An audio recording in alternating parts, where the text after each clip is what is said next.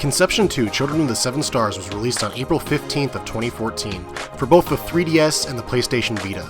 The game was developed by Spike Chunsoft and was published by Atlus. Conception 2 is a JRPG, visual novel, dating sim hybrid, or in short, the game's extremely Japanese. In the game, you play the role of a protagonist in his late teens who, after discovering the mark of the Star God on his hand, is sent to an academy for teens who bear the mark. Shortly after your arrival at the academy, you're given a test to determine your star energy, which turns out to be off the chart, making you God's gift. Your high star energy allows you and a female companion to enter labyrinths called dust circles that no one else is able to go into. However, your character and his female companion don't have to enter the labyrinths completely alone. You're joined by star children that you create which fight alongside you. Being God's gift allows you to create star children with the girls in your academy, which is where the dating sim element comes into play. The power or max level of the star children you create is determined by the bond with the girl you create them with.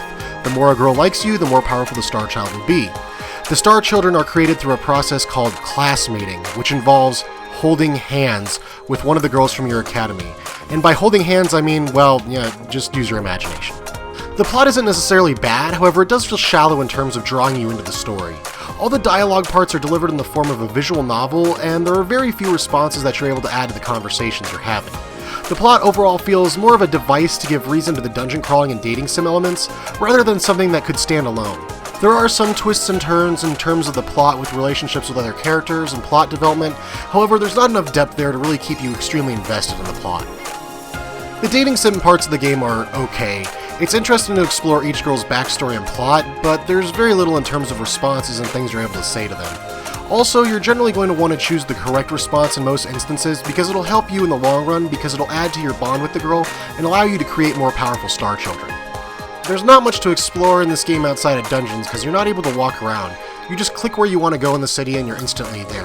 The only time you can actually walk around is in the dungeons, and this isn't really a major issue, but I would like to have had the ability to walk around the city and explore the city. The dungeon crawling parts of this game can be extremely tedious. Many of the dungeons feature boring corridors with many dead ends, especially in higher level dungeons, and the game is extremely grindy, so you'll be spending a lot of time in these dungeons.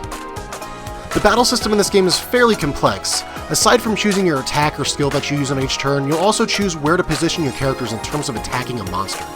Attacking monsters' strong points will build up a chain, which gives you more XP at the end of battle. Attacking a monster's weak points will grant more damage. You're also able to build up ether with some attacks, but I have no idea what that does. There's so many small elements and nuances to the battle system that it becomes easy just to ignore them and play the game like a standard turn-based RPG. However, it does offer quite a bit of depth if you want to look for it. Team building for the dungeons is interesting because aside from you and your lady friend, you have 3 other teams of 3 star children each. Mixing and matching various star children in a team can be interesting, however, when creating different combinations, I never really felt like I was making that big of a difference. I found the best way to go was to have a healer team, a melee DPS team, and a magic DPS team. Graphically, this game looks great. When it's in 3D, all the character models look good, and the game utilizes the Vita's hardware well. During the dating sim parts, the girls are well animated and look really good. The animations for the characters during the visual novel dialogue scenes are nice as they're actually moving slightly, and this makes the dialogue parts look better than many of Atlus's games in the past. The animated scenes are also extremely well animated and look great, despite the fact that they're mostly just to show TNA. The audio in this game is pretty good. The tracks are nowhere near as catchy as the ones found in the Persona series, but they're still nice.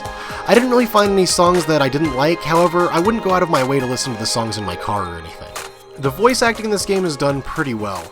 However, there are some parts that lack voice acting that'll have the character just say one word when the text pops up that'll give the gist of what's being said in the text box. This can be annoying when the game is set to auto-read text though, because it'll just blast through the text so fast that it'll be completely impossible to read. Overall, Conception 2 kind of falls flat. There's a lot of things I really like about this game, but the grindy nature of the dungeon crawl parts really kills the game for me. The plot parts are good, however, not great. This plot feels pretty standard. The strongest part of this game is probably the dating sim parts, however, in order to progress through those, you have to progress through the plot, which means sinking some serious time into the grinding in the dungeons. I don't regret buying the game, however, this game isn't for everyone. If you're a fan of Atlus games or a fan of anime, it might be worth checking out, but know what you're getting yourself into. I got about 23 hours into the game, or 5/7 of the way through the game, and I'm not sure if I'm going to continue playing it at this point.